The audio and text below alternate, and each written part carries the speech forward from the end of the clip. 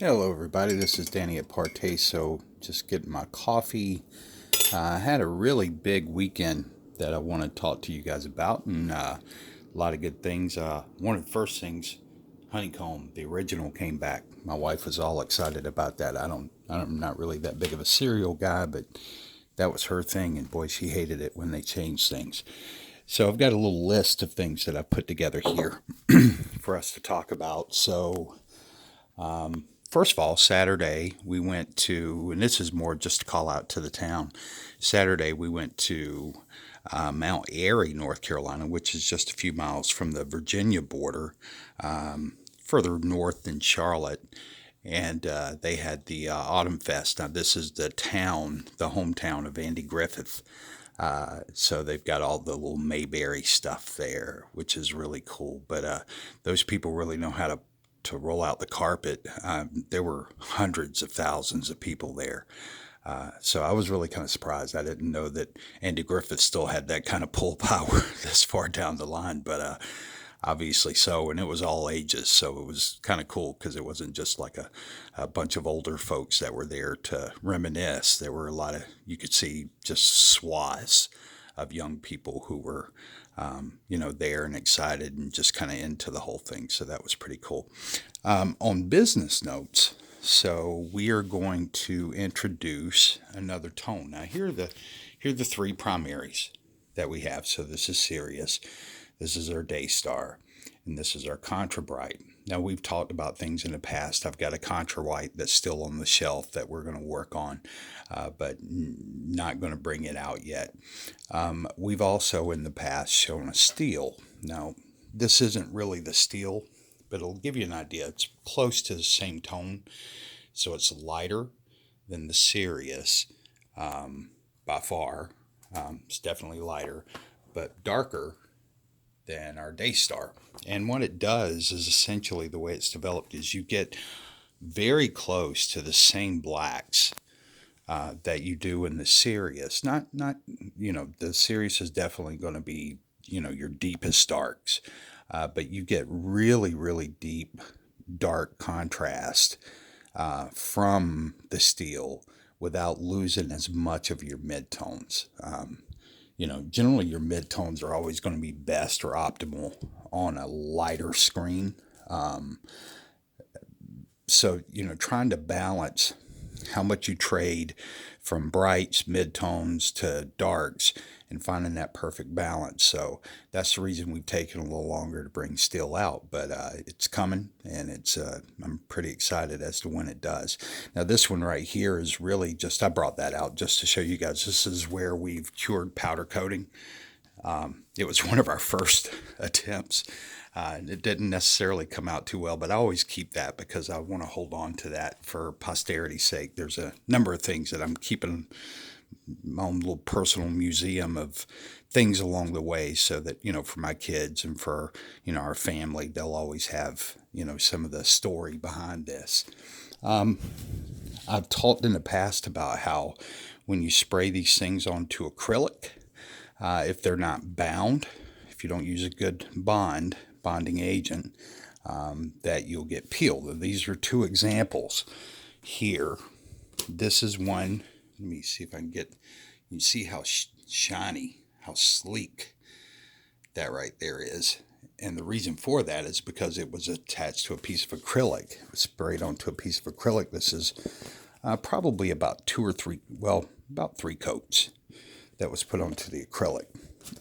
And I'd read early on, that it would bond to acrylic. And yeah, it does. It does for a while. But if you don't use a bonding agent on something that smooth, that's what's going to happen. Here's another example. Now, you can probably see the ridges on the back of this. There we go. So this was actually sprayed onto Coroplast. And this was the white backing. This is the actual Daystar mix right here over the top. So it was white backing and then the Daystar.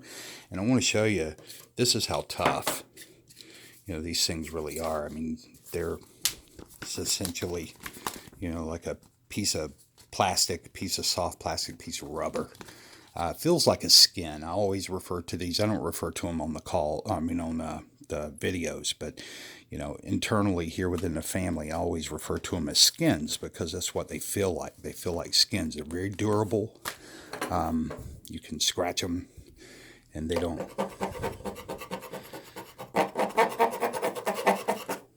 Let's see. These have been ParTay coatings have been so this does have, this is the Daystar, but then it's got a protective coating on the outside. So those do help because what's the use in putting something out there if people can just rub their butt against it, and next thing you know, you got a big scratch. So you want to make sure that whatever you put out there is durable, and that's the reason that we use bonding agents now in everything that we do, so that those things will have longevity. You've heard me talk about my ALR screen. So this is the ALR screen I bought wholesale a few months ago before we really started getting into hard and heavy developing what we have now. Because when we started with paints, just like everybody else. I started with spray paint. Moved into trying to do different layers with spray paints and stuff like that. And I'm telling you, if you want to see some really narrow viewing cones, work with spray paints, especially whenever you work with reflective spray paints and then try to go over it with something darker.